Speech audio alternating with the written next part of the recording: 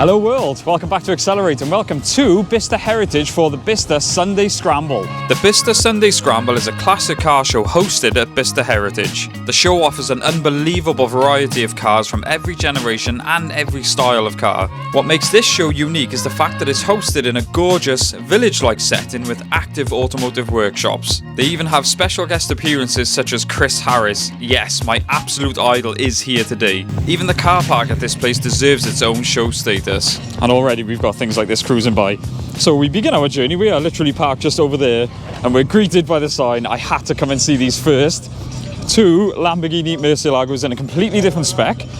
I don't know, oh my god, I think that's a real S3, which is incredible. The pearl white on the original Murcielago gleaming in the sun is just stunning with the LP wheels on it. Very, very nice. The presence and the width on these cars just does not come across on camera. It always takes guts to modify something like this, but they sit really well. I respect anyone that buys a Ferrari that's not in resale red. Beautiful blue with the matching tan interior. And yes, I must be getting old because I really appreciate a tan interior now. And we've gone from modern classic Ferraris to just classic Ferraris. We've got the Dino. Oh my god, 308, sorry. Wow. Now another car that I've always loved and appreciated, a lot of people don't even know, is the Ferrari 400. I've always found these to be the slick Ferrari. And if you see my S2000, you'll know that I really appreciate that colour combo. I really, really like those and I think they're so underappreciated. So amongst all the incredible cars they've got on show, they do have live demonstrations. There's actually people wrapping a car here. And they've obviously chose the best car to wrap. Ferraris, as far as the eye can see, wow. Testarossa just there, the 512, a 993 RS, one of my favourite Porsches of all time. 328, I love that generation of Ferrari, particularly in that colour. So as we're looking around, we've just noticed collecting cars. And yes, Chris Harris is here today somewhere, so we are going to do our best to try and track him down. Another Ferrari that's not in red, a classic, don't see many in silver, Ferrari 308. Wow, a V12 Vantage in black with the carbon bits, looking great. Ooh. Now, I've said it, I'm fairly new to bikes, but this one, even I know about, the Honda CBX, actually 1000cc, incredibly has 6 cylinders. Yep, a little bike like that with 6 cylinders that genuinely sounds like an old F1 car. Wow, look what's just pulled up. A DMC DeLorean. Let's hope he doesn't hit 88 mile an hour. That's incredible. I've never seen one modified. He's actually got Recaro seats in there, I've just noticed there. So yes, the variety where it's going to come out. We just saw the DMC DeLorean. There's Ferraris everywhere, and we've got an S2000. I love these seats. What they've done with that interior. Very nice. Holy cow. So in my dream car garage, I would have a 964 on BBS wheels, and I'll take this home now, thank you. I'm hoping my Lotus nerds can help me out. I forgot what the name of this actually is. This is Lotus's hypercar. Oh my god, that certainly does look hypercar-esque in there. Lotus are really stepping it up. Oh my god. Alright, so I knew we were going to see some unusual cars here, but oh my god. Alright, so here we go. I've just been informed that this, what looks like sort of a Dakar-inspired car, has actually got a Rolls-Royce Touch Lambswool interior. Alright, so I heard this thing about 3 miles away. So let's see what it... Oh my god.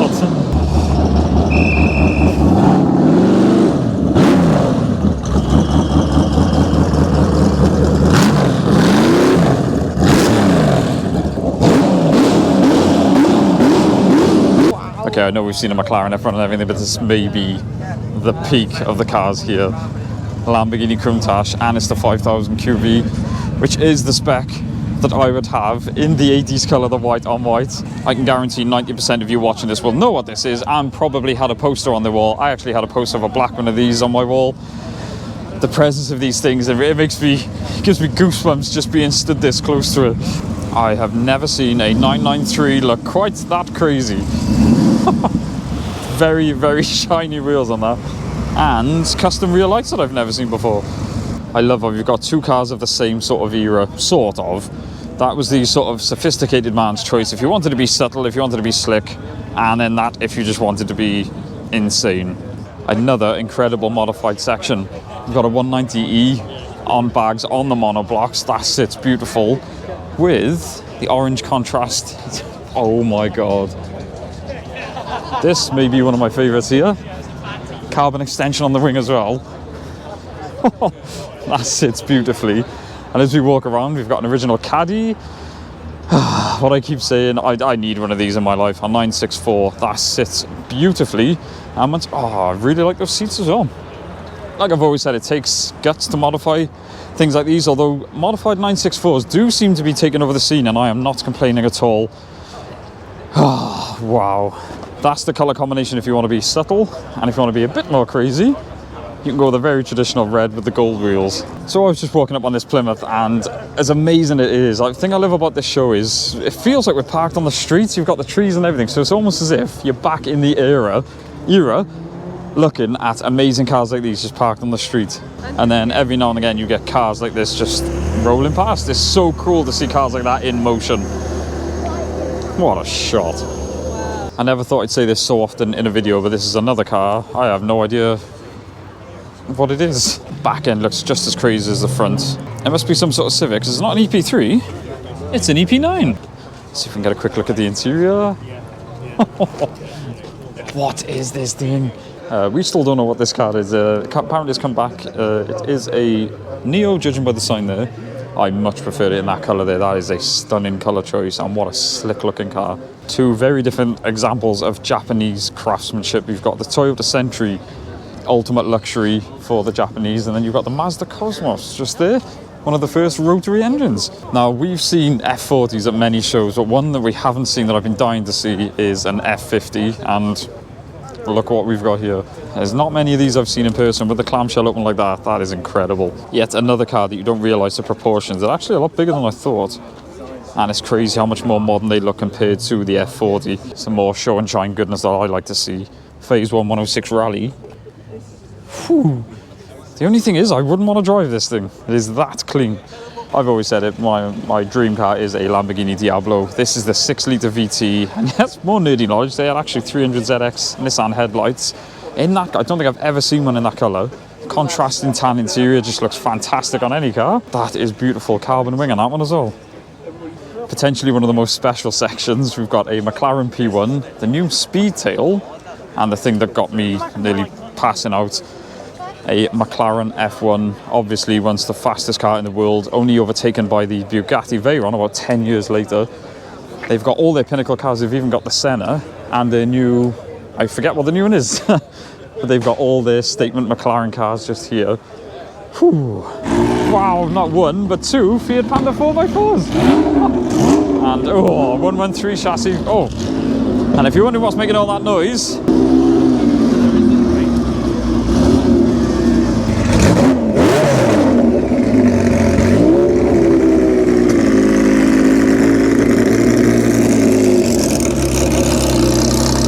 we seem to have stumbled across a section of mini cars. I'm not quite sure what the purpose is, but for example, we've got an Aston Martin DB5 Junior, and I just wanted to show just how small they are. This thing barely comes up to my waist, not that you're looking at me. That is how small they are. I'd love to know what the running gear, engine and everything is, because it looks like it completely functions. And there's actually quite a few of them. This place is nuts. So as we all know, Georgia massively loves her classic Scoobies, and obviously the holy grail is the 22B, and you've just seen a 22B. I think she's losing her mind. Yeah, for those that don't know, this was the rarest, the best example of the 22B. They went all out on this thing.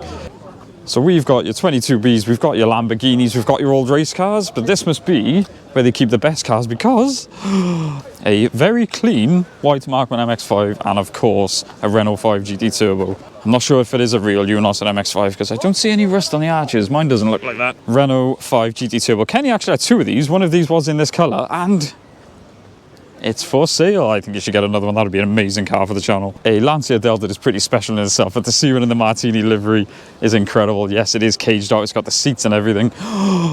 And a Peugeot 106 Phase 1. What looks like a rally, I believe. It is.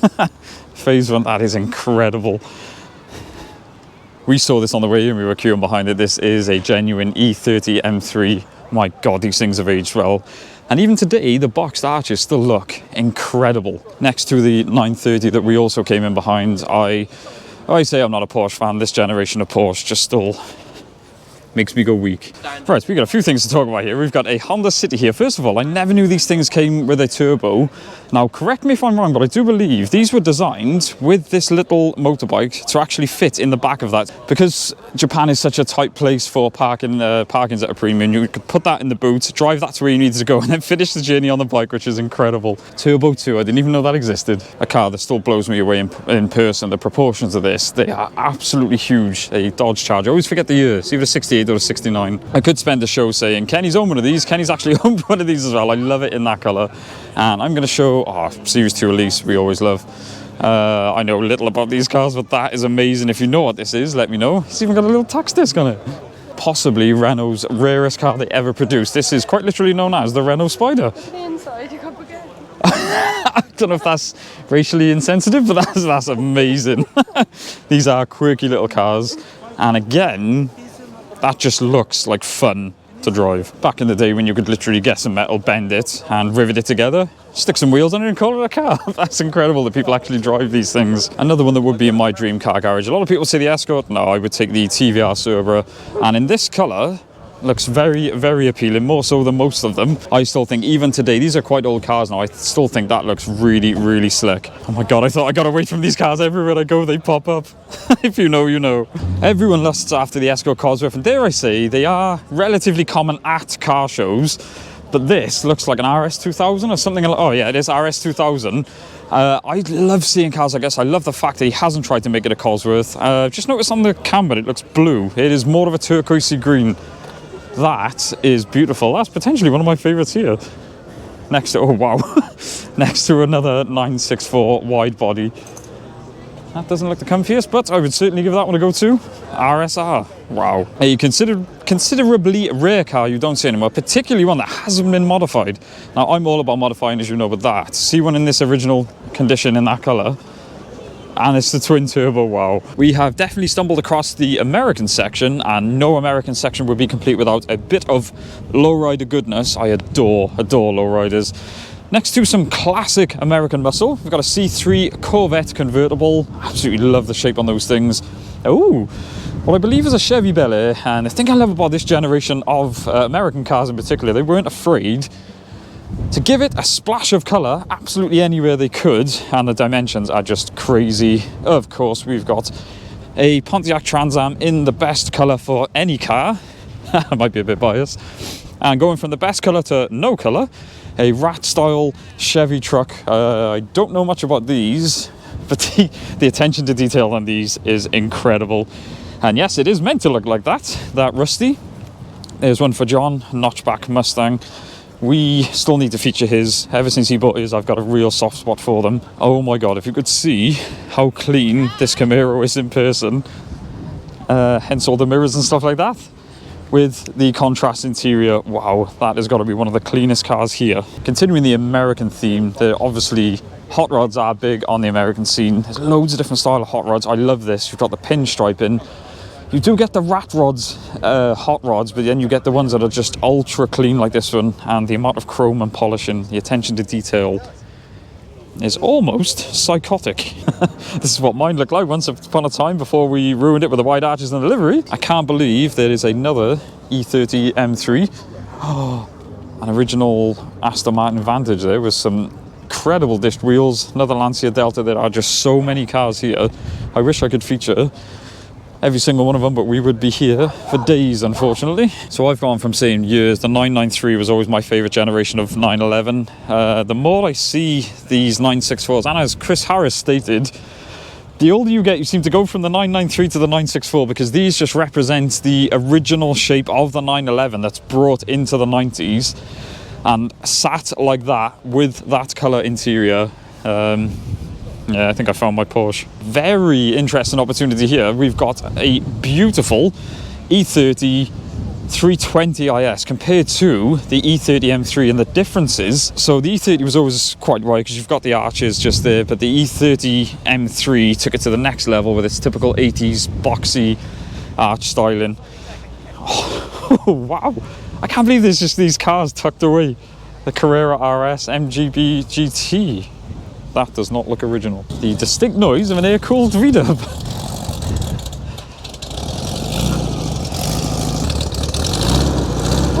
Phase 2 106 rally there. Now, if you're looking for a Ferrari, but you want to be even cooler, I would say this would be my car of choice. The Lotus Esprit. They did these in a twin-turbo V8 as well. Thank you. Absolutely striking. Random bit of knowledge for you. Those are actually A86 Corolla rear lights. Yes, I'm a nerd. So you'll hear us often talk about Mustangs, notchback, fastback. Another hot rod, and the style I was on about earlier. You can go very clean or you can go the rat look. He's obviously gone to the latter. Now, this is a car I did not expect to see here. This is a Fiat Seicento or Fiat 600. Oh my God. Yes, that's carbon, shiny bits. That's amazing. You know when they got a mirror next to them, they're going to be something special. Lightning McQueen's here. When someone asks how low you want it, yes. Wow, now there's something special. The hot rod in motion. That is not as loud as I thought it was going to be. A car that we are huge fans of the channel, especially after speaking to Di, who actually owns one, the Lotus Carlton. They have got an amazing story behind them. Next to a Datsun 240Z. Some incredible machines here, and I'm going to show you, just try and show you the scale of the car. This is why we can't get around to every single car, but I'm trying to show you all the ones that we find that are incredible, which are most of them in fairness. Some more patinaed Volkswagen, the Carmen gear, and of course the cute little Mini. I have never seen one of these before. This is sort of the E21 chassis BMW, I believe, but Alpina C1. I didn't even know this was a thing. This is probably the earliest Alpina I've ever seen. Now, this is a car I saw on many games, and I actually had a model of one of these in 1/24 scale. I didn't realise how small they actually are. Very rare. I've only seen about 2 or 3 of these in my life. Next to a Mark II Esco. I'm probably going to get corrected again. Mark 1 and Mark 2. This is the one I wanted to show. A Rover SD1, I do believe. The colour of the wheels against the body, and the traditional brown 70s interior. That is a cool car. Oh my God. And yes, this is a turbo. That is incredibly, incredibly clean. That is beautiful. I find it mad how cars like this were just an everyday car to be seen. I really think modern car design has gone backwards, maybe. Vauxhall Senator. What an amazing colour for an old Alfa Romeo. My knowledge on these is very limited, but in that colour, that is striking. I don't think that's an original one, correct me if I'm wrong. But the size compared to this thing, this behemoth, that's quite comical to see. Now, the older generation will know the Reliant Robin is the original three-wheeler. This is not what I think of when I hear three-wheeler, the Morgan three-wheeler. That is insane. I adore the wide body 911s, and I'm sure most of the population does. But you know, to see a narrow body, an original narrow body like that, in what I consider a typical sort of 60s, 70s colour scheme, I am a fan of that. Another car I yearn to drive. This is one of my cars on my list. Not necessarily to own, but I really, really want to drive, because as apparently, as far as drivers' cars go, the Noble M12 is up there as being quite scary, so I'm told. And not only has it got a Ford engine, don't be put off, it is twin-turboed. Another random fact, they are Mark 1 Mondeo Saloon rear lights. Yes, once again, I am a nerd. Amongst all the supercars and classic cars, they have actually got modified cars as well. So we've got a Hawkeye Scooby, looking a bit naked without the spoiler. I noticed the brake straight away, and then I saw the cage and thought, this is something special. A car that now holds a special place in my heart. This is a European spec 205 Rally. We actually featured Ryan's UK spec one, and the differences even visually are quite incredible actually. I almost walked past this. I've just noticed something else as well. 964 on BBS wheels, nice silver wheels that side. And some daring wheel choices, colours on that side. Personally, I think the red really works with that. Standard height beamer. Not so standard height beamer. I love these cars. I actually had a Mark 1 Clio myself. No, it was not a Williams one, like the one sat in front of us now. God, that's incredibly original. No tears on the seats, which is rare. These things are absolutely incredible. Slightly wider body on them. Ever since owning mine, I had the diesel one. No, I'm not comparing it, but I've always wanted to drive one of these. Wow, another car I really didn't expect to see. This, believe it or not, once upon a time was a Toyota Celica. I love how these basically, they seem to be Japan's answer to the Mustang, because let's face it, that is very Mustang-esque.